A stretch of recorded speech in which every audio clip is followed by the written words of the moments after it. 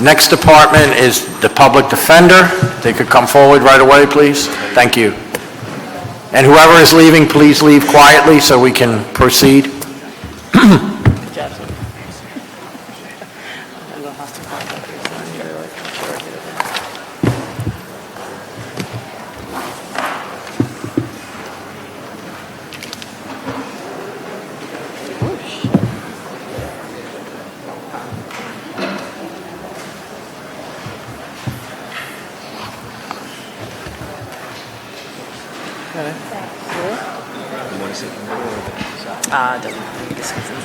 Good morning. Good afternoon. Good afternoon. Yeah, Ms. Pratt, again, if I could ask everybody to please leave quietly.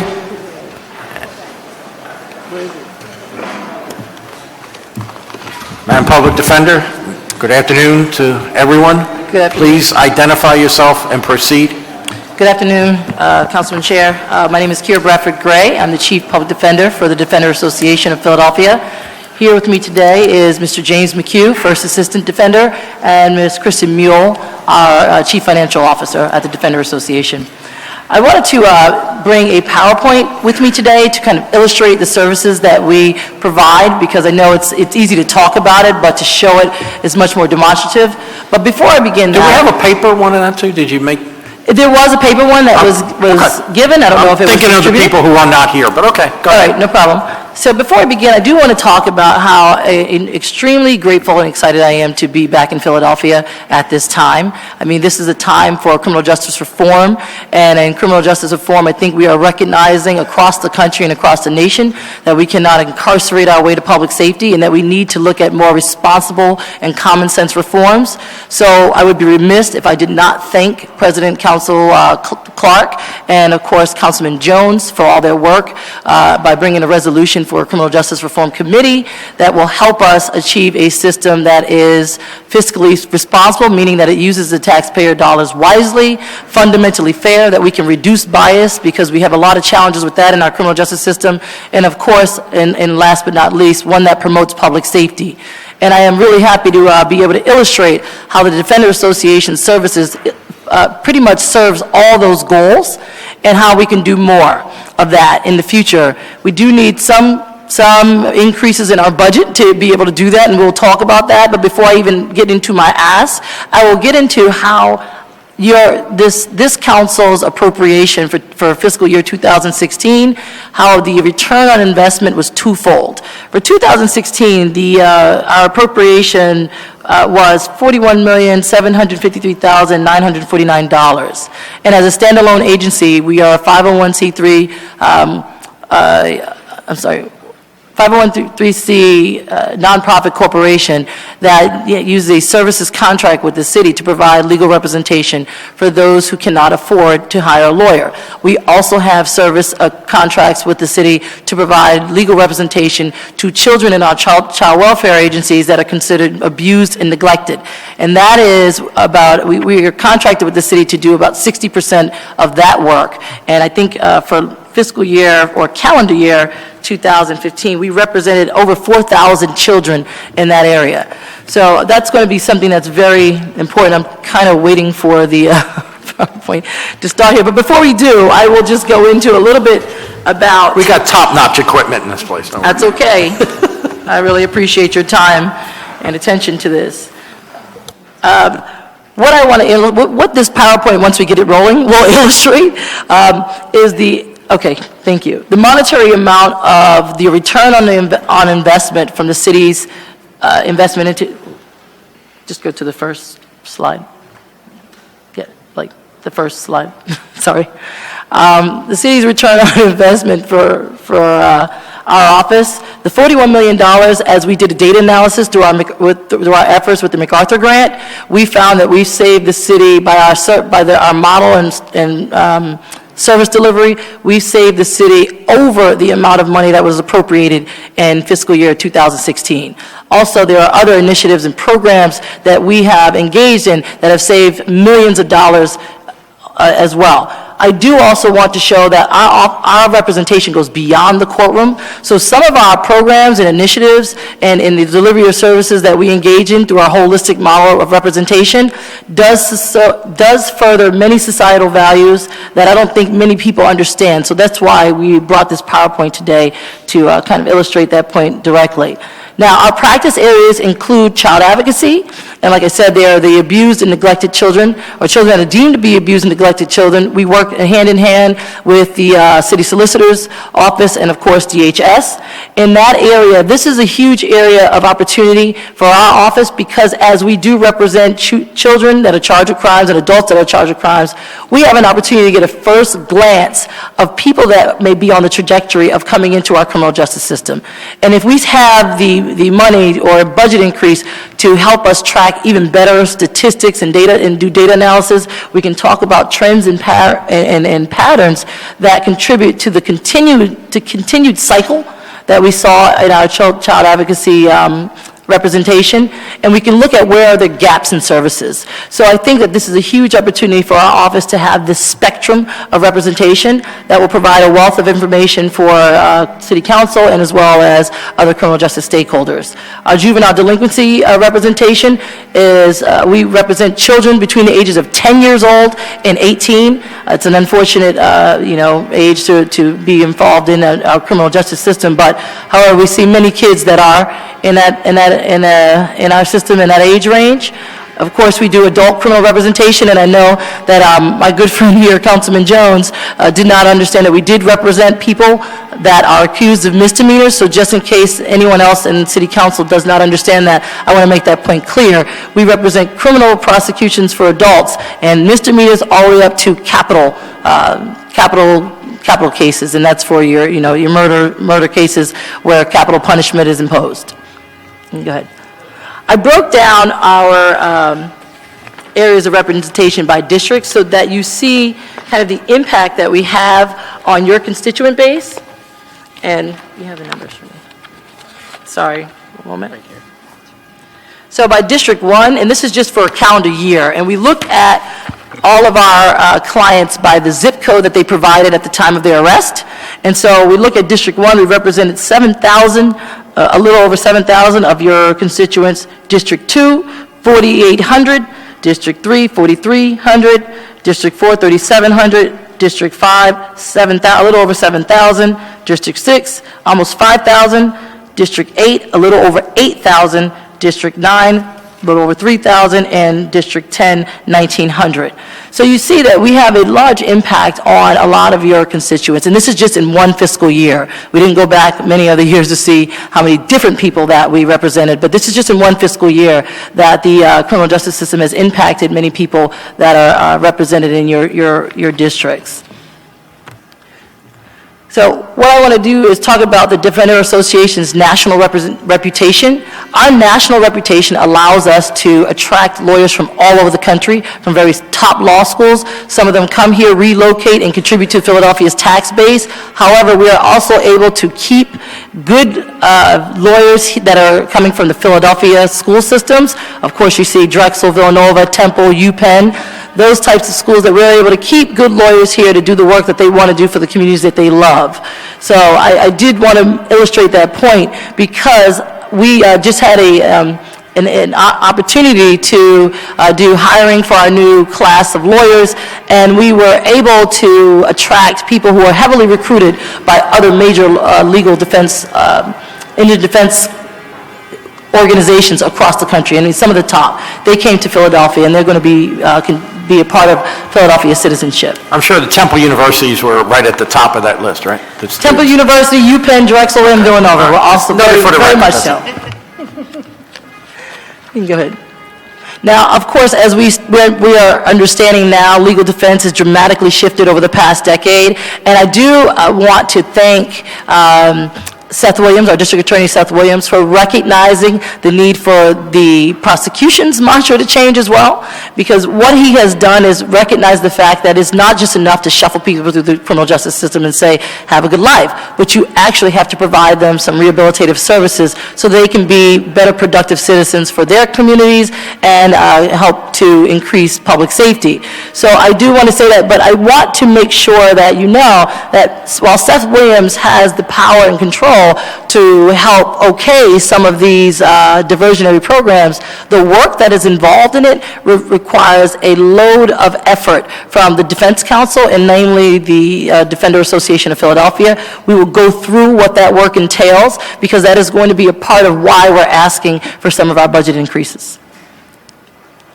Holistic representation is a national model, is a national trend that we are bringing to our Defender Association. It's not just addressing the legal needs in the courtroom, but it's going beyond that and addressing all the needs that they come before us with, the social needs, as well as some of the civil needs or civil issues that are affected when one is impacted by the criminal justice system. We have right now an opportunity to collaborate with CLS to do more training for our lawyers to understand when civil remedies or civil, civil benefits are impacted by the criminal justice system. These are situations where many of our clients, and most don't know that, but many of our clients are actually made more desperate by very short stays in the criminal justice system, because it affects their housing, it affects medical benefits, it affects mental health benefits. It also affects licensing and sometimes child and parental custody rights. So all of these things are affected that we never used to really deal with, and we are now doing just that. I think we went to that right there. You can go ahead. So when we talked about the work of the Criminal Justice Committee in the very beginning, the work that City Council is very engaged in and very interested in making sure that we have a system that promotes fiscal responsibility using taxpayer dollars wisely, I do want to stress that the Defender Association services and model does just that. So I will go through some of the slides that talk about how we promote fiscal responsibility and how your return on the investment of using limited taxpayer dollars very wisely is very well invested in the Defender Association of Philadelphia's work. We have what we call an alternative sentencing unit, and this is something that is in the area of criminal justice reform, where we are tasked with the responsibility of finding alternatives to incarceration by working with our clients and working with their families to develop alternative sentencing plans that are accepted by the courts and are agreed upon, and these people are released earlier than they normally would have been released, but for the work that the defender did in kind of trying to develop planning and developing and identifying needs for alternative sentencing into the community. So just last year alone, we filed 1,756 early parole petitions. 94% of them were accepted by the courts and were granted. These people were released with a community plan, saving an average of 49 days in jail for all 1,700 people, estimating a cost savings on prison costs of $6.7 million. Now, our work with MacArthur, the initiative that we just become involved in, will help our office expand this practice, and we will be expanding that practice not only for the clients that are deemed indigent, but for all clients that are represented by outside counsel, either conflict counsel as well as private counsel. And we are planning to expand that by at least 400 petitions, which will give us an estimated savings of about $8.2 million by the end of FY2017. So that is a huge savings generated by the work that we do to ensure that our clients are actually, we understand their issues and we understand how to address their needs better rather than over-incarcerating. Some of the most impressive information that we have was based on data analysis that was discovered through our work on the MacArthur Grant. And through that data analysis, we've learned that the Defender Association's model and representation style was deemed to have disposed of cases much earlier than any other player in the criminal justice system. So through MacArthur Grant, the MacArthur Foundation's information, we found that we took a snapshot of our incarcerated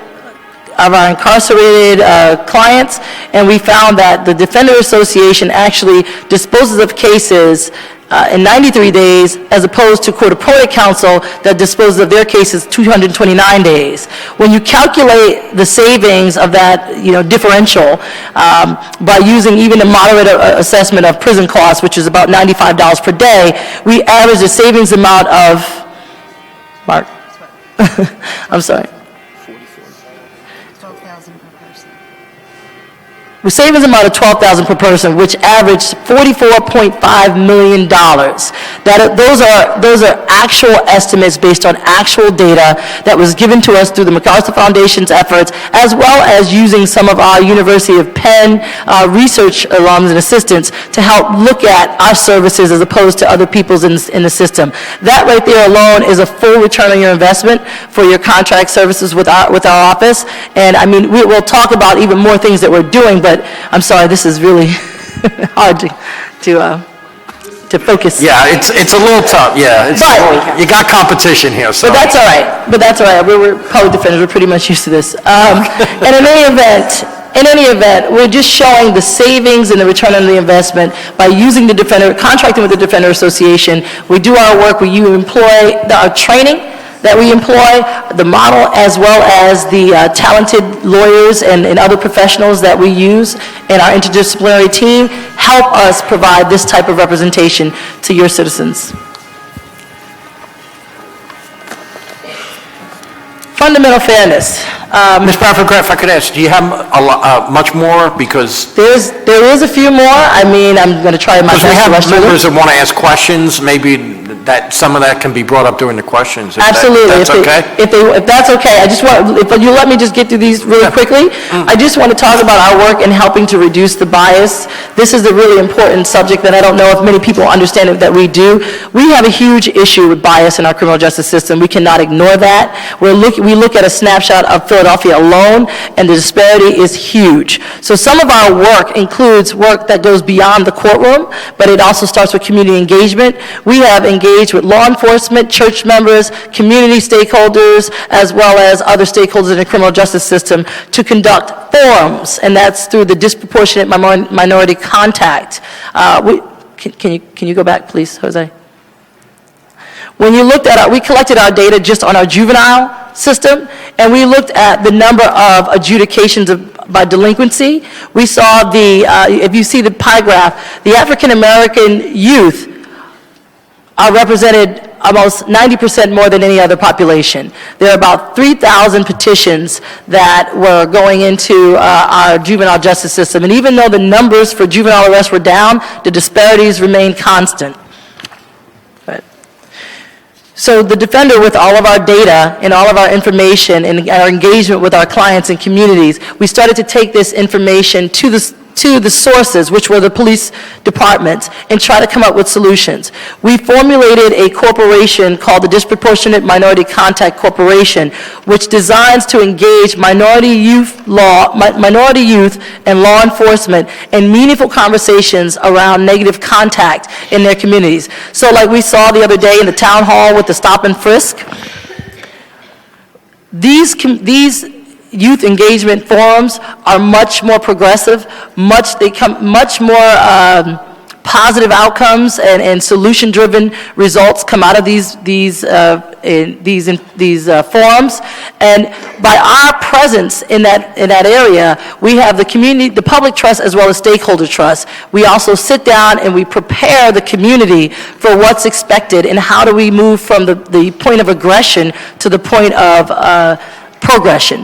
And I think we do a lot of work there. We also have taken our model and created a statewide DMC forum where we have secured funding through PCCD to help communicate effectively law enforcement and affected communities. Our model that began in Philadelphia and now has moved statewide has also been demonstrated on the national stage. Two of our youth that have participated in our youth forums have been invited to the White House to demonstrate some of these initiatives that we engage in here in Philadelphia. So lastly, I just want to talk about the fact that our holistic model does help reduce recidivism and promote public safety. Most of the time, we hear about public safety, it's echoed through the sentiments of law enforcement and the district attorney's office, but what we do in the defender office also helps promote public safety because we are identifying needs, identifying opportunities for rehabilitation, and coming up with alternatives to incarceration that promote better and more effective uses of our criminal justice system. So with that, I will end my presentation about our work and how it supports criminal justice reform goals, how it will also support this council's efforts to make sure that we have a criminal justice system that works well for all citizens. Our budget requests do come in some of the forms of parity. When we look at parity, and we're talking about parity with all of our other legal departments here, I know we are not a part of city government per se, but in not being a part of city government, we're not engaged in the city's pension plan. So our employees, you do not pay for our employees after they retire from the Defender Association or after they leave. But while they are here, our salaries are dramatically lower than any other department in this city. And that's something that is causing a tremendous burden on our office, where it's taxing our resources for training, but it's also creating a high attrition rate for the lawyers that we attract to come here. In year 4 of our offices, of a lawyer's retention in our office, we experience a 61% turnover rate because of the inequities in salaries with the district attorney's office, as well as with the law department. I think if you go back, Jose, to the salaries, when we're looking at our salaries and we look at year 4, a year 4 attorney at the Defender Association makes an average of $54,000, while a year 4 attorney at the district attorney's office makes a little over $70,000. And we looked at those averages based on what was on the public information and the public website. That is a huge salary disparity. And when you look at the work that's involved to making this system more efficient and effective, the public defender's office and the lawyers that do this work have just as much workload requirement that the district attorneys have. And so for that, we would be asking for an increase in our budget to make up for some of the salary parity that we have been in discussion with the managing director's office to help us achieve over a 4-year period. I think last year with the previous administration, I know that's not binding this administration, but with the previous administration, there was an agreement to bring us into some parity. By 2016, we were supposed to be appropriated an extra $2 million for salary parity. We did not get that. We received $1 million, and for 2016, we received nothing. So we will be asking for council to look at that closely when you're looking at the work, especially in this era of criminal justice reform. Our information, our services, and our mission and model are so valuable to that. And I would ask that the city council take a close look and really think about, I'm asking you to appropriate some of that money to our office and to our lawyers who are very hardworking, very talented, and very dedicated, so that we can keep them and they can do more of the work, that because they are now experienced lawyers who know how to do all of the things that we have just described leading up to these slides. Our administrative staffs are probably some of the lowest paid staff in the city. I think our starting salary is only $1 above the living wage. And so that alone creates a huge issue when we talk about turnover and using other staff and executive staff to help do some of our work. Yeah, I know. I see that.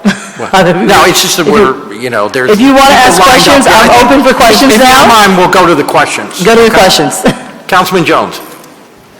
First of all, in my 8 years here doing budget, there have only been maybe 2 other times I wanted to stand up and give somebody a round of applause, and you are one of them. Thank you, Councilman Jones. This is one of the better presentations I've ever seen, and I'm going to tell you why. Because everybody comes in here asking for more money. But what you quantified was that rate of return on investment that equals, it was greater than the initial budget allocation. And in particular, I paid attention to the fact that you could save, or have saved, based on stays in State Road and other places, $44.5 million. That's real money. If I recall, Mr. President, we gave the school district that amount 1 year. The entire school district, we gave them about 43 million, it might have been.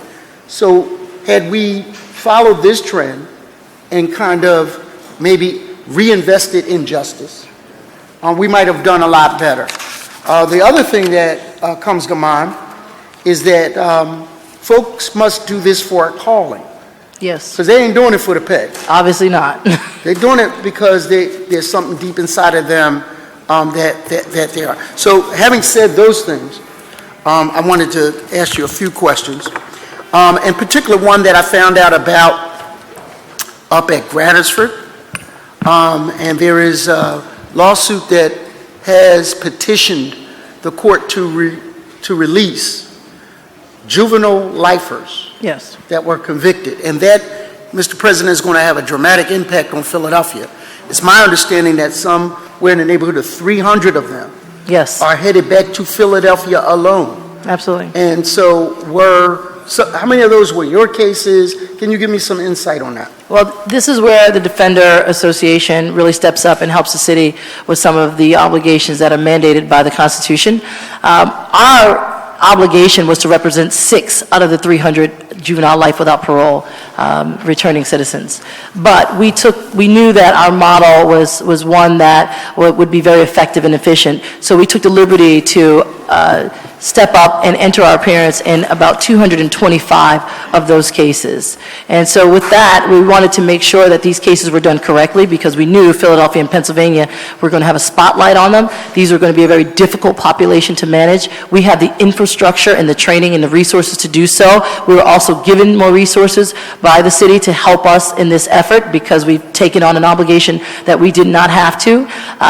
With that, in the resources that we were given, we were actually able to achieve parity in our salaries, because it was recognized that the work that had to go into them were of equal value of that of the district attorneys. So our lawyers in that negotiation process were able to achieve parity based on the recognition of service and work that was going to go into this effort. So how many actual returning young men and women were represented by you guys? And 6. Initially 6. We only had 6 juvenile lifers that were in Bradford or other state facilities, but the others were represented by some form of court-appointed counsel or private counsel.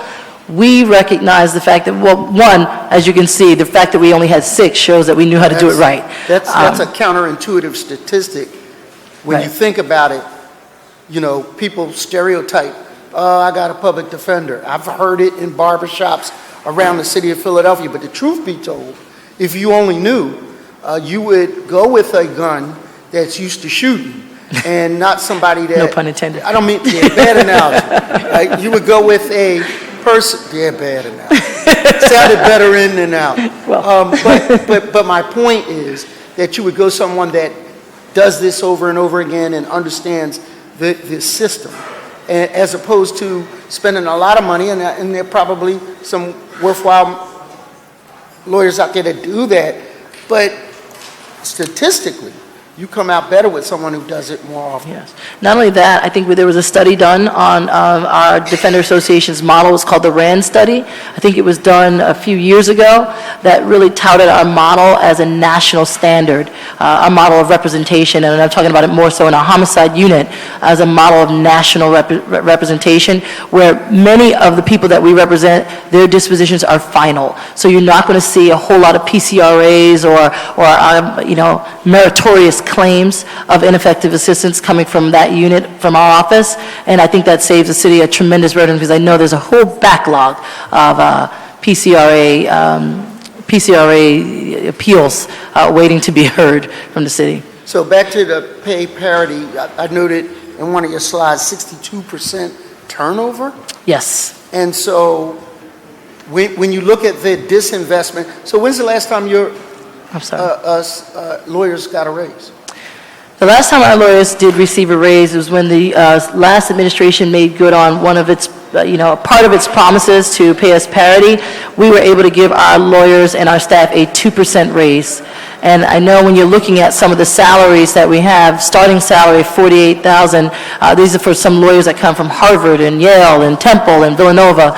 2% raise is almost unnoticeable. When you look at our support staff and our administrative staff who make $23,000 to $24,000 a year, a 2% raise is pretty much unnoticeable.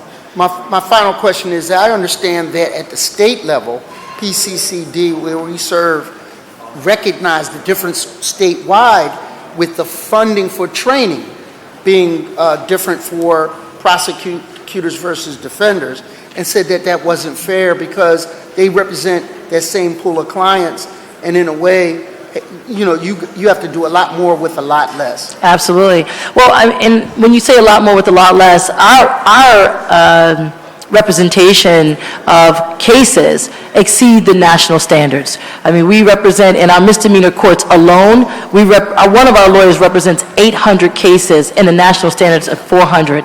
So even with that burden, our office is still able to get case dispositions on. But answering your question specifically, not only did PCCD recognize the need to achieve more pay parity, but our federal government also passed the Criminal Justice Act, which stated, that was signed by Congress and signed by the President, that was passed by Congress and signed by the President to achieve parity for our federal public defender office here in Philadelphia and the United States Attorney's Office here in Philadelphia. They recognize that the services should be paid equally. And so they passed that act, that Criminal Justice Act, and therefore our federal practice for federal public defenders and U.S. attorneys have parity. Mr. Chair, and that's my last statement. I was told also in a barber shop, and I get a lot of good information from my barbers, was that the reason why people make deals is because they've spent so much time on state road that their desperation to get out makes them take less than just sentences and deals. Do you find that to be true? That's absolutely true, and while someone would think, why would someone plead guilty to something they didn't do, these are actually rational decisions that people are making based on their current circumstances. If you're looking at someone who is, either a breadwinner of a home or someone who has been sitting in custody for months and months and months and is at risk to lose everything, they're making the most rational decisions that they have at that time. They don't have money to get their case heard or get their case in front of someone, like as the perception may go. So they're looking at their current circumstances and taking plea deals to some form of probation generally. That's generally how it goes, because they believe that that's a quick fix. But what we're seeing and what we're trying to work with communities to help inform them is that the criminal conviction has such more of a more drastic effect than the stint in prison. The collateral consequences are real. The collateral consequences for our misdemeanor, our clients that are charged and convicted of misdemeanor offenses, really kind of prohibit people from reaching middle-class citizenship in a number of areas, and we are working with many of the communities to help them understand those collateral consequences so that they don't make these rash decisions.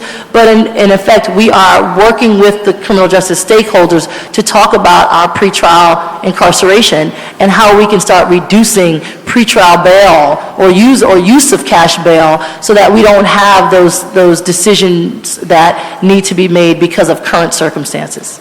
Day reporting centers. Thank you, Mr. Chair. Day reporting centers would be a huge benefit to the city because they will allow for the pretrial release of those who are accused of a crime, low-level offenses, to start going somewhere to be held, to be accountable, and to start looking at areas where they can work on some of the issues that brought them into our system.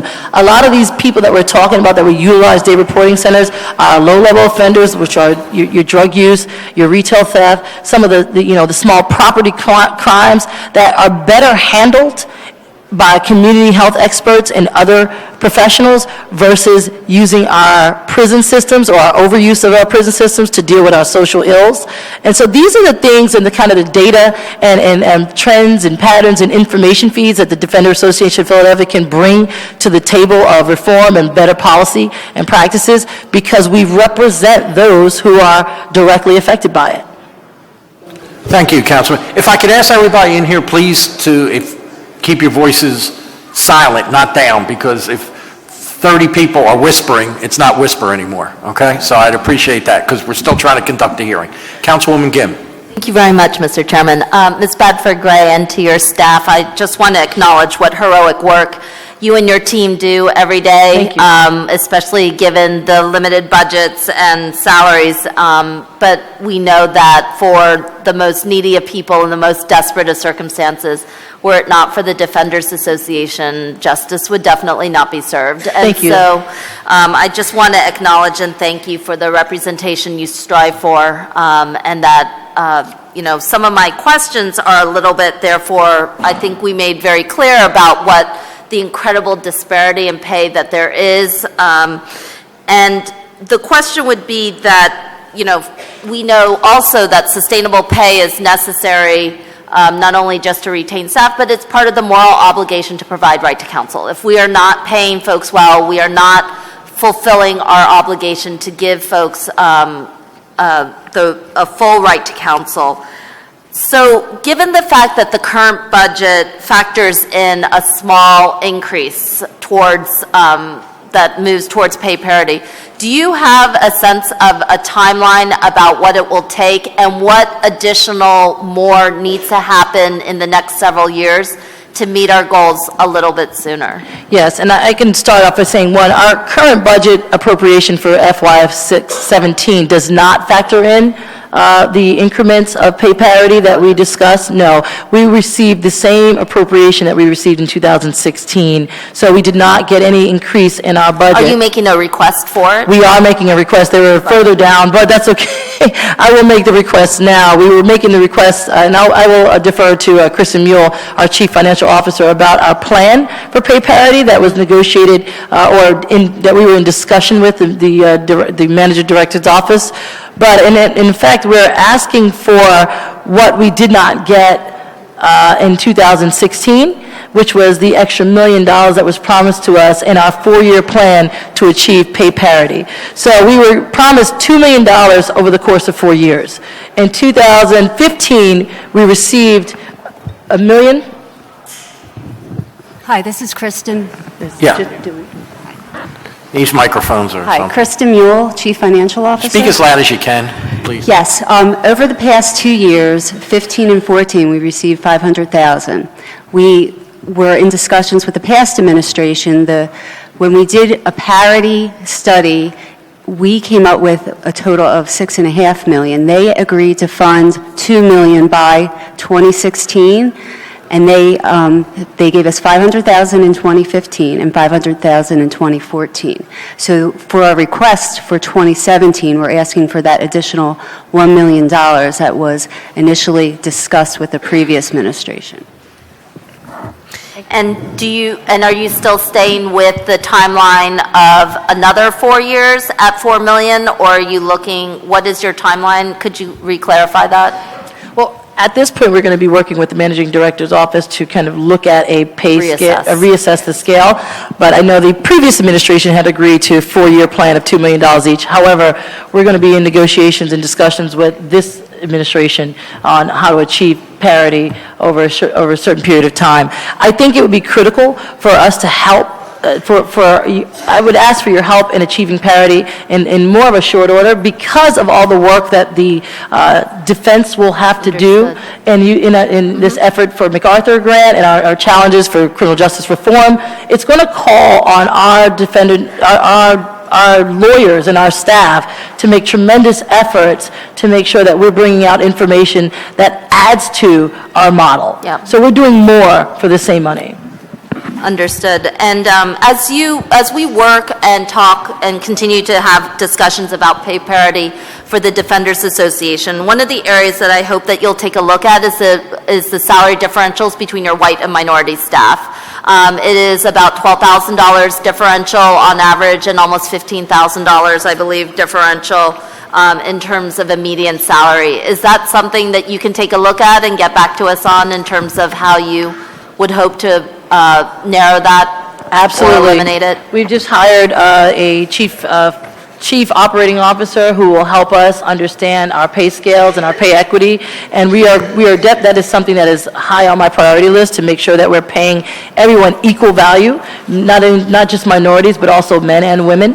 That is something that is very near and dear to me, and I will make every effort to do that. I'm confident in you. One of the most exciting things that I thought that you presented today was the holistic approach that the Defenders Association takes in terms of identifying the impact of detention on how it impacts an individual's housing, mental health, employment, public benefits, family custody rights, and all those things. Yes. This seems like a very important model, something that we're seeking to develop, I'm sure, through various foundations and grants. It seems like this is something that you've already developed. Are there additional technological capacity, tech capacity that you need, or funding in order to be able to push this out a little further? Absolutely. So we on the services side, we need the training, and that's what we can engage in that right now. However, in order to understand our impact and look at what we're doing to communities, to clients, to their families, we really need to be able to have a more robust data collection. We did ask for a budget increase of $200,000 to provide us with software so that we can collect data to show trends and patterns that are costing us more money and making people more desperate. I think we just learned that a stint in jail of 35 days or more cuts off a lot of essential public benefits that are really, it's unnecessary for that to happen. But if we're understanding how often that happened and the impact of that, I think we can do a better job with our policies and our practice. But I think one of the things that is really critical to understand, that some of the data collection that we would be collecting is something that we are uniquely positioned to collect. Because of our representation style and our representation model, it allows us to engage with our clients and their families in such a more unique and in-depth way that we can give information that is vital to this discussion. So we would ask for an increase in our data collection, because it would only help the city further its goals. Excuse me one second. If I could ask the folks in the balcony, we have a hearing still going on, please. Thank you. I'm sorry, excuse me, please. Thank you, Councilman. I appreciate that. I don't have any further questions, but just wanted to say, as Council's created a new committee on children and youth, and I'm proud to be part of that as chair, and working with my colleagues, this area that you're working in around juvenile justice, child advocacy, especially some of the more painful situations involving child abuse. We'd love to be able to partner with the Defenders Association in ways in which we can bring those issues or concerns to light. If there are hearings that we need to hold, we'd love to be able to continue to talk to you about that. We're looking forward to it. That is a huge area that we find that we can, if we really get it right down that end, I think we can save our own criminal justice costs on the back end. And I'm talking about starting with the child advocate youth area, where we're child welfare proceedings, looking at the gaps there. Thank you very much. Thanks. Thank you, Councilwoman. And again, thank you, everyone that's here. I'm sorry we had to rush it through a little bit, but there is a lineup out here, and as you can see, people are getting a little restless. I do see that. But I think you know, your predecessor had a good impression on me, so I know all about the public defender and all the great things you do. And so again, keep up the good work, and welcome back to Philadelphia. Thank you. Happy to be back. Okay, thank you very much. This committee will stand in recess for a whole 40 minutes, 5 o'clock this afternoon, where we take public testimony. Thank you all very much.